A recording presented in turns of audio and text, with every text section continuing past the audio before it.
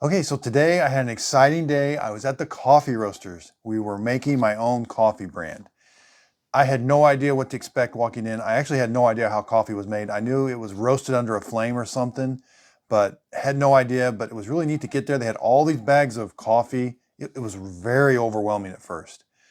So many different bags of coffee. And then there was these roasters in the background that were going.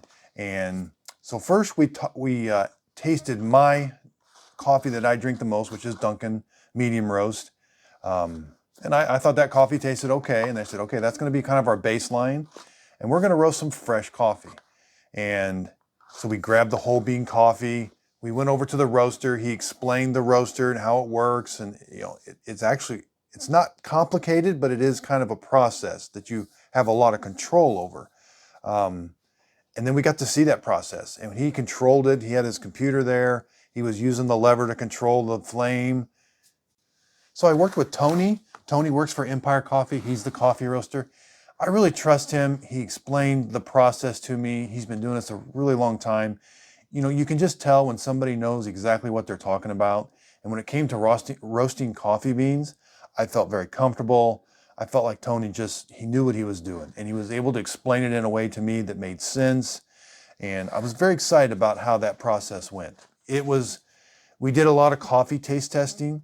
And to be honest with you, I had kind of a caffeine buzz. I mean, I had a lot of caffeine in me. And so that might have went along with being a little overwhelmed there for a while, coming out towards the end of the process. So we roasted the coffee beans. I felt that was I learned a lot during that process. And it was so exciting to watch it crack. And we were actually at a coffee roasting place. Their name is First Crack, and I had no idea what that name even meant, why it would be that. But coffee actually cracks when you're roasting it, and you can hear it. It's kind of subtle. So that was pretty neat. Also, Tony, getting back to Tony, hearing his story of how he started roasting coffee beans. They've got some technology now that they got computers they can monitor things with, but hearing his story about how he roasted coffee, using it was pretty much a manual. And he talked about his failures. When he first started roasting coffee, I think he said his first one he roasted, it was burnt, but we learn from our failures. And I think that's kind of how I've approached, coffee makers and coffee reviews. Some of my first reviews were not the best, but I've learned from those. And so it was just fun working with Tony with that aspect. I felt like we were on the same page. Getting back to the coffee beans, again, that first crack, watching it. And then we were able to take that coffee. Now, you're not supposed to drink the coffee right after you roast it. You are supposed to let it sit for a little bit. But we were able to drink some coffee. We did actually grind some coffee and drink it right then. And I was blown away about how good coffee tastes when it is actually fresh. I have never had that fresh a coffee. I've had coffee in a bag from Walmart or someplace, and you think you're getting a great cup of coffee, and the coffee tastes good. But when I was able to, this is my bag of coffee that we came home with. This is going to be my signature blend. It really just tasted good. It's a medium to dark roast. And he was able he was using the handle to adjust the flame. And a lot of it has to do towards the end. And a lot of the taste of the coffee comes from the manual using of the handle and getting the flame just right. And I was right there with Tony doing that. And he was kind of talking to me. He was feeling me out for kind of what I was liking for coffee. And I think we really came up with a nice coffee. Towards the end of the day, it was very relaxed. At the beginning, very overwhelmed. Again, getting back to, I was just walking in there, and you're walking into it, an expert knowing what they're doing, and for Tony to take that and bring that down to a place where I was able to understand it, it took a little bit for that to happen, because again, it was just very overwhelming for me.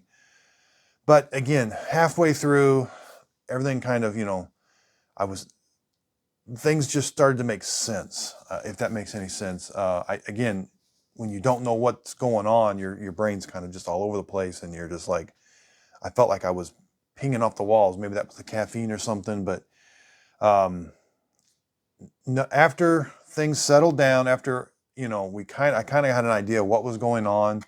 Then it was just it felt like community. So, and I've learned something new from coffee. Um, Coffee can be a means to an end. I see that a lot, with K-cups or how you brew coffee. You're wanting to get that caffeine. We all need caffeine in the morning to kind of get us awake, get us going. But then there's also a social aspect to coffee, which I don't know if I was missing or I just wasn't thinking about. But, I think of my dad. When he drank coffee, he would go to a coffee shop in the morning. That was a social thing. I know he would see his friends there. They met at certain times. They would even rotate coffee shops. And one thing that stuck in my mind is, my dad say, "Oh, we went to Hardee's and the coffee was awful," but he always drank it. And that's where I feel like the social part of it is like, okay, he was with his friends. They were talking. They were still drinking coffee. And so there's a social aspect of it, and then there is kind of a speed, kind of a, hey, I need to get my coffee in the morning, I need to get going. And there's not much thought after that. It's like, I need a cup of coffee, get going, and then I've got my day to do. So I would love to take you on this coffee journey. Again, I've reviewed quite a few coffee makers. I feel like I understand how that process sort of works and how the different ones compare to each other. And so I really wanted to, coffee makers brew coffee, and I really didn't know much about coffee. And so that's, it just worked out that this happened. And my son knew a friend that introduced him to somebody that has coffee, and we had this meeting, and it was just an amazing meeting. And so things just, you come to points in your life where people will give you suggestions and tell you things, and it's up to you whether to listen to those or not. And when my son came to me with that, he's like, "Dad, I think this is a really neat opportunity for you to brand your own coffee," and I chose to listen to that. And I think that's important for people in this world. People are going to come in your life, and they're going to suggest things. We don't listen to everything people suggest, but being able to decipher maybe what's good or trust. I put a lot of trust in that decision, and I think it's so far it's been doing really well, and I'm excited about it. This meeting went well. The coffee roasting went very well. I'm excited to bring this to my YouTube channel. I'm excited to bring a coffee that I was involved in. A lot of times I take a Dunkin' coffee. I don't know anything about it. I don't know where it was made. I don't know how it was made. I throw it in a coffee maker, and then we brew coffee. And also someday I would like to go to Keurig or Mr. Coffee, and I would like to see how the coffee makers are made, and maybe kind of the engineering department and what thought goes into that to kind of make a full circle of coffee. And then I also want to I want to show people drinking coffee. I want to interview people that are in the coffee business, that have coffee shops, kind of get an idea of, what their story is, what their journey is. I talked to Tony a lot. I really enjoyed his story, his journey. It wasn't all coffee.